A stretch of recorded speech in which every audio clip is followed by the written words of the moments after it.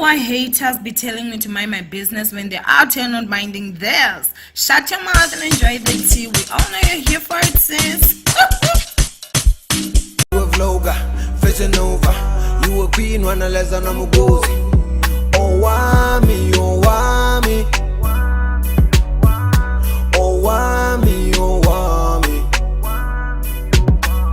Owamie, Owamie. Hi ninjas, how are you guys doing? It's a girl. I'm Nish Majore, Hemisphere for coming back for entertainment. If it's our first time joining me, you're most definitely welcome. Please do make sure that you subscribe and obviously hit the bell. I absolutely love you, and do not forget, follow me on Instagram. It's at boldly Owamie. Child, when it rains, it definitely pours for Somizi. I feel like his empire is starting to bit by bit, Shibubu. It's like it's still up, but it's like termites have been chowing the ish out of the foundation, and it's just like, we know that Mugai is very, very rich. We know that Mugai is wealthy. We know that Mugai has a lot of money.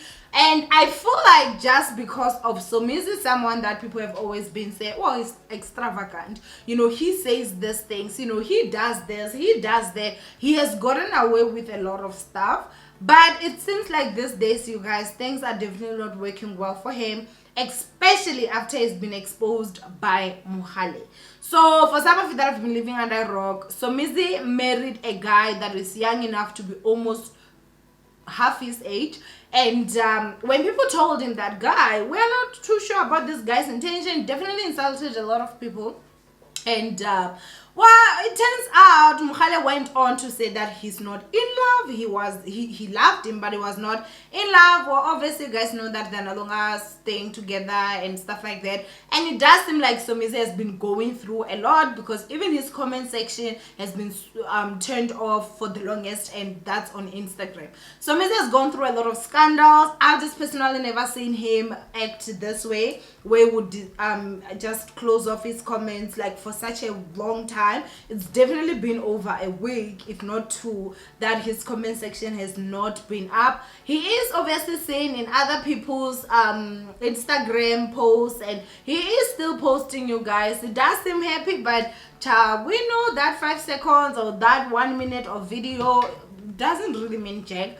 Personally, I just feel like he definitely has to be at a place where he still doesn't feel comfortable enough to deal with whatever hate that people would come at him and stuff like that. Now, in the allegations that obviously, you know, his soon to be ex-husband, I should say, was basically saying is that he was physically abusive, you know, and obviously, like most of the times when someone is physically abusive, they're emotionally abusive, obviously. And so, you know, that there were instances where, you know, he ran him off the road with his car, got a knife and threatened to butcher both of them to death. Like, it's just been a lot, you guys, a lot of stuff. There's a clip that came up, and it's a clip of him and McG. It was an interview. I'm gonna go ahead and upload it. What I'll do is that I will skew the voice so that, you know, we don't have copyright issues, and then I'll be back. That's my commentary. The thing is, when you're broke, right? Because it was just after I got fired from the other station, and I was depressed. You were depressed. I was very depressed. You know. So what did you do? Look at the interview now. What did you do during that depression that you thought would make you feel better? I was drinking a lot, and I was banging a lot of girls. You know, where was I? Let me tell you why. This is when I was supposed to pounce. Because I've always had a crush on you. Whoa. Serious. Hold up. But you were too young. I'm like, oh, this is your TV child. and it didn't even have the situation that even when you were over 18, you still look 12. You know, when you were at the other station. So damn, my timing sucked, because that was the time for me to pounce. Yeah, but I'm only into girls. Yeah, but when you're vulnerable, anything goes. And Would you like to start a new YouTube channel but you have no idea where to start? Or you already have one but it's not going well and you wish you could get someone give you some personal advice? Well, who better than someone with over 100,000 subscribers? I'm giving those services for a small fee, of course. The details will be on the screen somewhere here, so make sure that you follow them and say hello to a new successful YouTube channel. Now, let's go back to the video chat. Now, in that clip, you guys can clearly hear that McG was saying that he was very depressed, and he was basically going through it. And you know, I think that for me, the fact that Somizi was like, you were depressed, like, number one, he knew that he was depressed at that time. It's like, yes, I missed my shot. That was the time I was supposed to pound on you. And when McG actually expressed to say that, but I'm into girls, he was like, when you're vulnerable, anything goes. Now, I don't want to lie, you guys, that is very predator kind of change, okay? People were very upset on Twitter, especially, saying that, you know, he's like, obviously what was going on was wrong. And there were some people that were like, yeah, but he didn't act on it, you know, because he saw that McG was young or whatever. Number one, obviously he likes them young. He had a crush on the young McG, and he ended up marrying a guy that is like young enough to be his son, like literally he could be, you know. But I think that for me, the biggest thing that I actually saw was that the fact that he knew that when someone is vulnerable, they're at a point where they will do something that is even outside their norm. To go as far as a straight man now sleeping with another man because they're at a state of depression and vulnerability. And the fact that he's saying that the only thing that stopped him was because he didn't know. Which means that if he knew, he then would have taken advantage of the young, depressed, and vulnerable McG. Like, guys, that is so sick. And again, let me tell you, like, there are certain things that back then were allowed to be said on radio. Back then, there are certain things that were allowed to be said on radio or on television. And there are certain things that you could easily say back then that were still acceptable, which right now, they're not acceptable.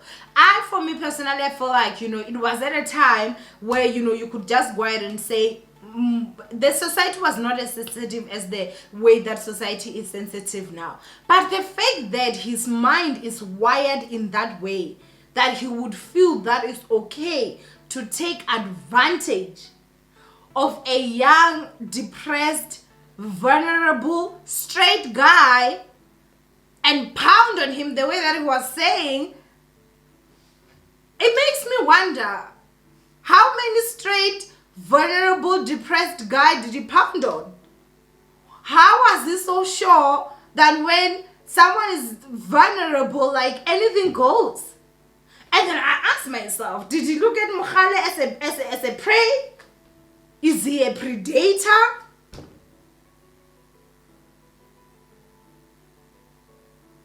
There's a story, you guys, that happened years ago, and allegedly, because I'm gonna say allegedly because I actually saw it in the papers, that Somizi was actually like a sex offender, stuff like that. It's like there's a lot of stuff that behavior wise they will make you start looking at Somizi in a way of, guy, are you who you really say you are? And I think that the most painful part is the fact that you can build your career for years and you can do things right.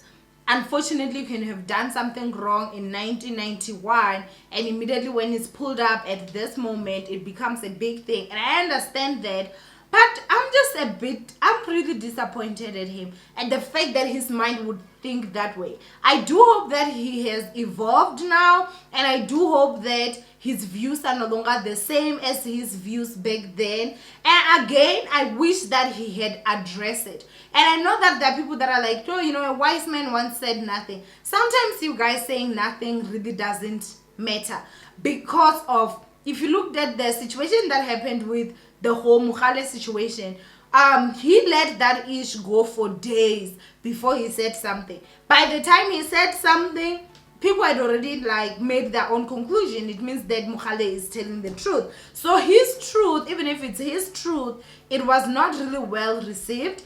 Somizi is someone that has access to his Instagram constantly. He's been posting and stuff.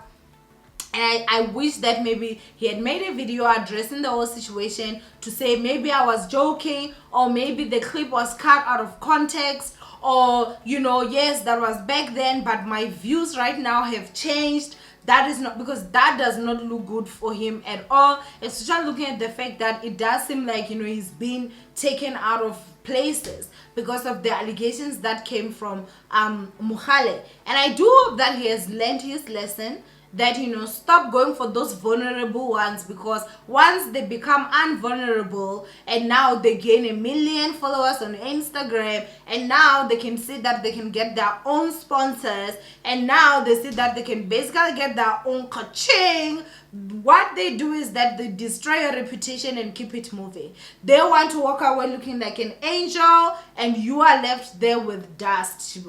I do hope that really he has learned his lesson from this. But anyway, you guys, I want you guys to tell me what you guys think of this. Do you think that he still thinks this way? Do you agree with me to say he should really have addressed it once it obviously broke, so that people just don't continue with this narrative that is going on around him? But anyway, my ninjas, I love you guys so much. Don't forget to thumbs up this video and obviously share, and I'll see you guys in my next upload. Bye, ninjas.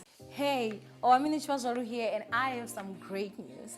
If you have a YouTube channel or a business and you would like to get some affordable advertisement, I offer those services. Follow the instructions on your screen right now and say hello to some new traffic. Now let's get back to the video.